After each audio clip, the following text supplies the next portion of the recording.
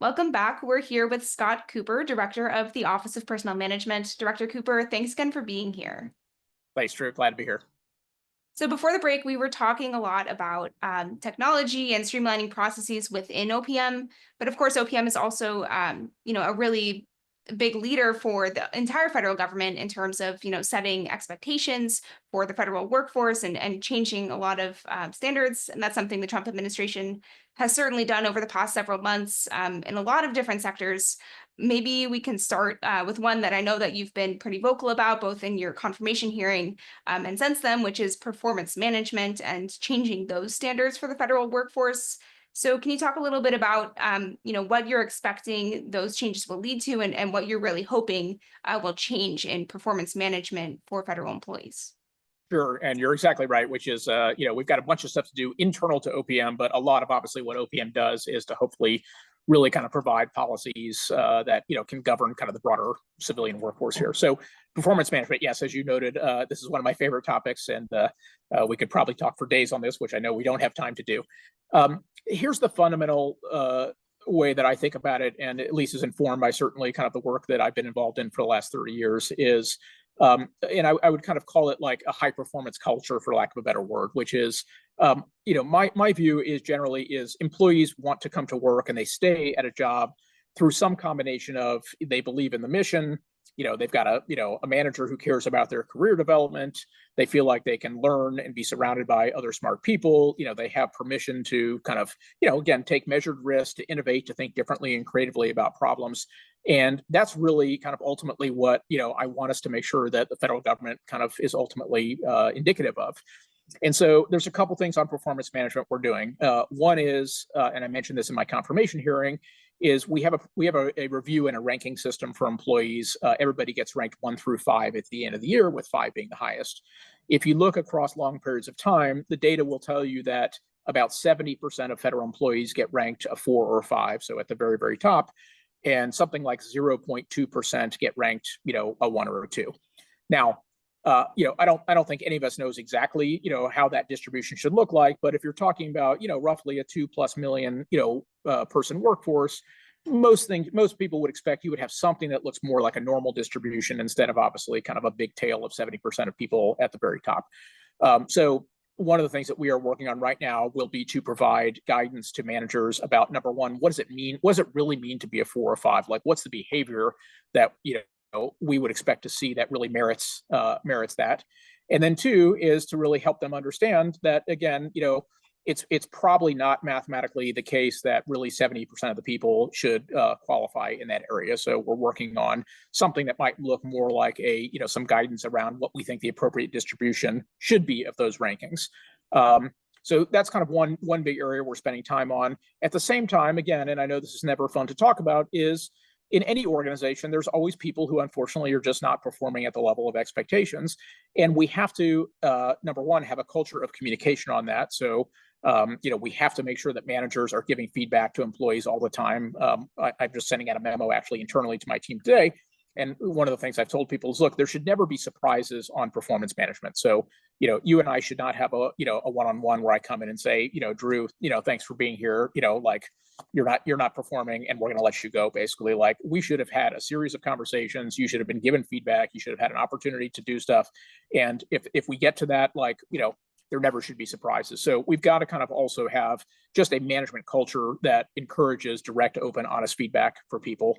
And then the second thing we have to do also, which is a challenge, is we have to make it efficient for, if people really aren't performing, for managers to be able to exit them from the organization. So I've heard all kinds of stories as I've been kind of, making my rounds here, that sometimes it takes 12, 18, 24 months from when a manager has identified someone who they believe is an underperformer to ultimately being able to exit them out of the organization. And look, we're not going to compromise anybody's legal rights on, discrimination or anything else that's appropriate, but like, it just shouldn't take that long. And that just is a real drag on efficiency in the organization. So that's another big area, is in addition to making sure that we're, kind of really rewarding outstanding behavior, we have to also think about, unfortunately, ways in which we can make sure that if people really are not doing their job, that we have ways to do that. So there's a million other things around that, but the fundamental basis at the end of the day is we have to agree on, like, what are the objectives for the organization, And then we have to tie performance directly to those objectives. And, that's a lot of work, and it's going to require time from managers to say, okay, this is for this particular person, this is what like greatness looks like, and this is what kind of just meeting expectations means, and that's fine. We need to do that. But we have to have a reward system that ties to that. We have to have a kind of regular ongoing evaluation and communication system that ties to that, and ultimately we have to have a system where we can kind of reward the people who are truly at the top, but also ultimately remove people from the organization who unfortunately just this isn't the right job for them. And how do you see those sorts of changes affecting efficiency? You mentioned that the current system, I think your words were that it drags efficiency. So how would you see, those sorts of changes actually making things work smoother or more quickly in government? Oh, I think this will be a massive boon to efficiency. So I think at a couple areas. Number one is, look, everybody knows, unfortunately, and I'm sure you don't have to tell me, but I'm sure you've been in organizations where you see this. Like, everybody knows who the people are who unfortunately are not actually succeeding and not able to carry their weight. And so, look, to me, it's like an issue. It's an issue of fundamental fairness to the other employees as well as to the impacted employee, which is, look, like, people are probably spending a lot of time, either projects get assigned to that individual and they're not able to do it, or other people are kind of picking up the slack. So number one, a high performance culture is a massive efficiency enhancer exactly for that reason, which is it really allows you to kind of, again, identify people who may not be able to perform and move them out of the organization, and then get somebody in the organization who actually can perform at the level that's important. So there's a lot of kind of just drag on the system, unfortunately, that I think happens in that case. Number two is, at least my experience has been, is I'll use a simple vernacular, which is like, A players want to be surrounded by other A players, and that again drives efficiency. It drives the recruitment culture for the organization. And so again, if we have a program and a system where there are really truly outstanding people who are doing great work, and they feel like they're being held accountable, we're managing out people who are not being held accountable, they're being rewarded, in an appropriate fashion via promotions, via additional responsibility, via, recognition. There's a lot of kind of recognition ways to do things, via bonuses. That will kind of, number one, that motivates people, which makes them more efficient. And it also allows us to attract people, who are of the same mindset. And so some of this is, again, it will massively change, I think, the recruiting ability for us to kind of find people who want to be in a high performance environment. So those things in my mind, like, they'll be massively efficient. And then look, if managers are doing, what I think we expect of them, which is, look, if you're having regular one-on-ones with your people, like, we're not adding any burden to your management. Like, you should already be doing that. You should know what they're doing. You should give them feedback. You should understand their objectives. If their objectives are wrong and they don't kind of map up to the objectives of the organization, you should fix that. And so, in the normal parlance of what a manager does on a day-to-day basis, these initiatives, like, will be efficiency enhancing to the organization and should not add overhead to any manager. What about the human element in all of Yeah. this? I mean, of course, people who might be deemed poor performers with these changing standards, maybe they might not react very well to seeing such a shift in the way that the government is measuring performance. Especially also, maybe we can broaden it too to just some of the Trump administration's changes over the last several months to the federal workforce. There's been a lot of downsizing through reductions in force, through people, leaving agencies. So how do you make sure that as you're, pushing towards efficiency and trying to set new expectations for federal employees' performance, that you're also accounting for, the human element and making sure that they want to be in those jobs? Look, you're 100% right. Look, the human element is absolutely critical. At the end of the day, look, what is the federal government? What is any other organization? It's just a collection of people who are ultimately aligned around a single mission and trying to do their job. And so, look, the government has to function. It has to work. So clearly, we have to have an environment that allows us to attract and retain the people and deliver those services that we have. So there's tremendous kind of human element to this. Like, the only asset ultimately the federal government has is the people who work for them. Now, that being said, and I don't want to be flippant about it, look, I mean, there are people who are higher contributors to an organization than others. And there are always some people, and it's just a matter of fact, especially when you're dealing with 2+ million employees, there will always be some people, maybe they're in the wrong job. It's just a mismatch and they're not able to perform, or maybe they've got, something going on in their, personal life that obviously allows them to not devote the amount of time they need. So I don't think it's inhuman for us to basically give people feedback and to try and find ways to correct them. Yes, like absolutely. And this is why, as I said, the communication is so important. Like, it is inhuman if you like walk into a one-on-one with somebody who's gotten no feedback and no indication of things are happening, and you're like, you know what, you're out of here. Like, that's the end of it. And look, we're not going to do that. That's not the way the government works. And personally, as a man, having been a manager for 30 years, like, I would never counsel somebody to do that. So look, I think it is more human actually to give people feedback, to tell them where they are, to tell them where they stand. And I think people understand, my experience, at least, having, again, been managing people for 30 years, is those are never pleasant conversations. But at the end of the day, I think if you've done it the right way, many employees will recognize that, hey, this may not be the right place for me. And again, it may not be through any fault of their own, but it just maybe there's a mismatch of the work that's required or the effort that's required. So look, I think these are incredibly human things, and we should do this in a respectful way. And so I'm not suggesting, again, that we just willy-nilly decide randomly who should go and stuff like that. But we have to have a process that enables the organization to accomplish its goals.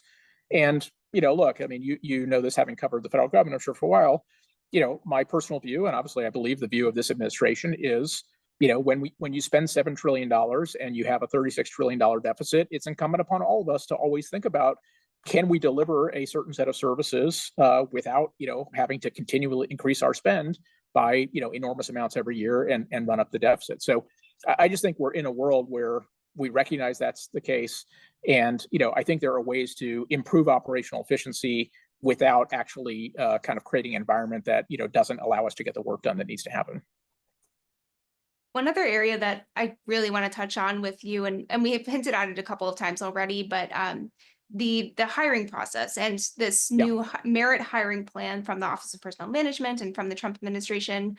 Of course, there have been so many staff reductions and downsizing and shifts in that direction over the last several months. But of course, at some point, the federal government is, I would expect, going to be hiring again.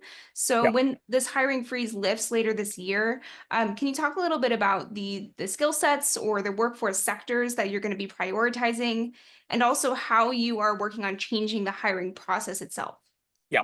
So in terms of workforce and skill sets, we talked about AI a lot in the first segment of this presentation. There's no question that the government needs to kind of go through and look at all of its technology resources and figure out kind of where we are in this journey of getting people in the organization who really understand that process. And so without a doubt, things like data scientists, other stuff like that, my guess would be is those will continue to be very high priority areas. Then you've got priority areas, right, that are focused on goals of this administration. So you may have seen, for example, ICE is doing a big recruitment effort. They're trying to add 3,000, new folks.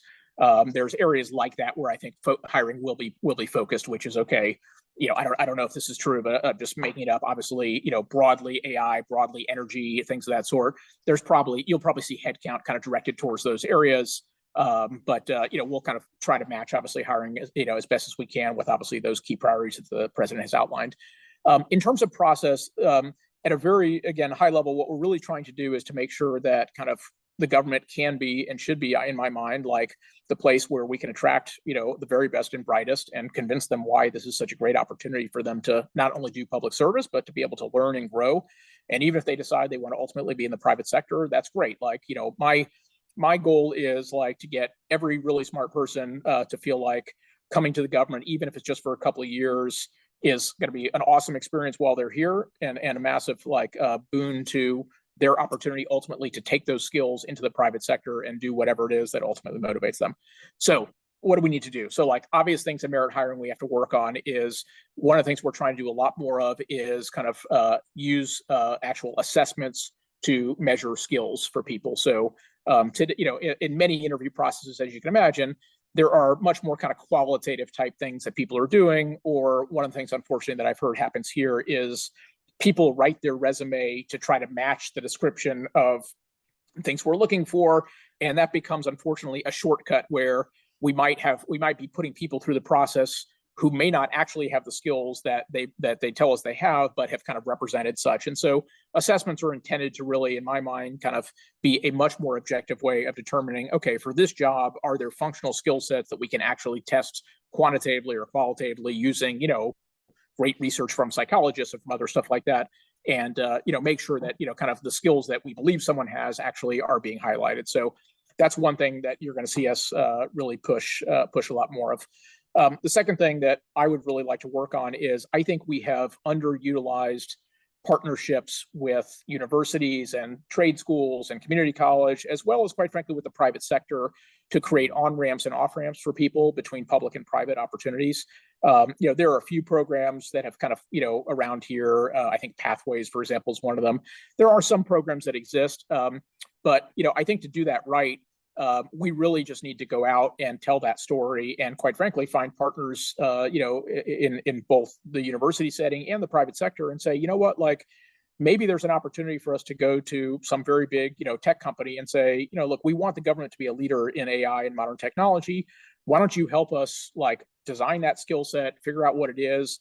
We can bring those people into the government, and get them exposure to this stuff. And then maybe there's a great program where they off ramp into your company and all of a sudden they bring that skill set back into your company. So there's things like that, I think, that we need to do as part of merit hiring to, again, with the ultimate goal of kind of attracting and retaining the very best people. And then look, the president's been very clear on this, that, kind of we have had historically, there have been, preferences, some which related to D&I and others. And, as much as is possible, we want to make sure, again, that kind of the qualifications that people have for a job is what matters, and avoid, other things that, may not be directly related to the skill set that we're looking for in a job. And one other goal that President Trump set early on in his term was bringing the time to hire down to 80 days. Yes. Yeah. Can you talk about some of the ways that OPM is thinking about how to actually achieve that goal? Yeah. So as you mentioned, we're not doing a lot of hiring right now, so there's not a lot of quantitative data on how we're doing, but at some point we will. So one of the things that we're working on with my team here is we just need to decompose the entire funnel from when do we identify people in the recruiting pipeline to literally when do they get a job offer and start here at the government. And we're trying to decompose every single one of those things. I got an email today from one of our employees who was like, hey, it turns out the process of doing background checks is a pretty material impediment for us getting from offer phase to ultimately onboarding. And she sent me an email with 3 different ideas about what we could do to fix that. I don't know if any of them yet are ready for prime time or not, but that's what we need is we just need to figure out, okay, what is when we just map time to hire, what are all the things that are impediments? So one thing I know that is impediment is we don't do a great, the federal resume is extremely complicated. Just the process of people applying and then getting through initially the system is bad. Again, we are not doing a great job of what I would call, in the term of the government, I think is called shared certificates, which is, okay, if we've got, again, 50 data science jobs across the government, if we have somebody who applies for a data science job, they shouldn't need to know there are 50 jobs. The system automatically should just expose their skill set if it's appropriate to all 50 of them. And quite frankly, let's have some healthy competition between the agencies and figure out who's got the most compelling, business case for this person to join. So things of that we got to shorten. Just the onboarding process. So again, not just, as I mentioned, security clearances, but literally getting people computers, getting offer letters done. We just got to decompose all those things. So in the old world, you would literally do a time and material study and say okay, start the stopwatch here and stop the stopwatch at 120 or 150 days, whatever it is today, and go through every single step. So that's what we're going to do. But there's no question in my mind that we can massively change this. And by the way, the president, I think, was very generous in setting 80 days as the target. If the president were still in the private sector, I'm certain he would recognize that 80 days is a very long time for this process. But, look, we got to walk before we or crawl before we walk on these things. Right. And as you're, going through that process, you mentioned that right now there's not obviously a whole lot of data because there's not a ton of hiring happening right now in government. So how right now are you kind of measuring those efforts to generate the efficiencies or to speed things up? And do you think there's, opportunities to kind of collect data on that? Yeah, 100%. So the very honest answer is how we're measuring it. Where we are today is, look, we're at the very beginning stages. So obviously, president issued an executive order. We've got an obligation. We've issued some guidance, but we have a lot of work to do, just to be totally clear. So I think we're certainly not there yet. But yes, more broadly on metrics, look, everything we do at some point has to be reduced down to some type of metric or some way of evaluating it, right? So I'm a huge believer, again, just like, look, if something is a top level objective of the organization, if you don't have a way of measuring it, you don't manage it on a regular basis, like you may as well just throw it out of your objectives because it's never going to get done. And so there's a ton of stuff. One of the things that we're working on, and we're early on this, but I'm super excited if we can get it to work, is I really want OPM to basically kind of build and develop a set of, I'll call them, dashboards for lack of a better word. You're familiar obviously with FedScope, and FedScope is fine and it's good. And we're doing a bunch of stuff on that today. But like what I'd really like is for all the things that we care about from a people perspective. So we care about performance management rankings. We care about, the president has been very clear that return to office is an important objective. Merit hiring, right? Are you doing these things or not? Today, we have what I would call a very manual process of figuring out, are people actually doing the things that we have asked them to do? So the word that I've learned in my 3 weeks now in government is data call is like the dirtiest word in government, basically, because it means some agency has gone out, probably us, and issued a data call to all the other agencies to send us your stuff. And we got people working on it. It's highly manual. And of course, as you would expect, by the time you get all the data, it's probably outdated anyways and not of a whole lot of utility. So like what I really want us to do is to agree upon, okay, like what are all the things we care about measuring? How do we automate the collection and delivery of that? And so there's a lot of systems work we have to do. And my goal would be like every, HR executive in every agency, or every director in every agency, or secretary, or even quite frankly, the president, if he wants to do it, like they should have a very simple dashboard on their desk. And we're not trading stocks here. So this doesn't need to be like millisecond refreshes. Basically, like monthly is probably good enough. Or every congressional person who, as you probably know, sends us a request all the time for data. Like we should just expose all that stuff. And quite frankly, we should expose it to the American people. And so, yes, like what percentage of people have returned to office by department? What percentage of people are ranked 4s and 5s by department? On merit hiring, like, are you doing it or not? Are you using assessments or not? All these things, like, that you can't like just, you can't use the numbers ultimately in isolation, but the numbers give you a snapshot into what's happening. And then as a manager, your job is to kind of dig under the covers. If you've got a bunch of stuff that's, kind of, if we're talking about, red, yellow, green, like you've got a bunch of stuff that's red, okay, that should be an indication for you as a manager that you need to understand what's happening in your organization. So that's what I want to do. Look, if I'm permitted to do so, like I would just literally have that dashboard be available to every person in the US as well. And look, there's no greater way to create accountability than to shine light on things. And so we got to do that. But it has to be efficient, right? It can't be literally we're doing data calls for every single thing and, consuming, thousands of, people hours to get this stuff done. It has to ultimately be in a system that makes sense. Well, I feel like we could spend all day talking about all this stuff and everything that OPM has planned, but we are unfortunately almost out of time. So I just wanted to ask you one final question, Director Sure. Cooper. What is one thing that you want to leave our audience with today about your vision for both OPM internally and the federal workforce overall?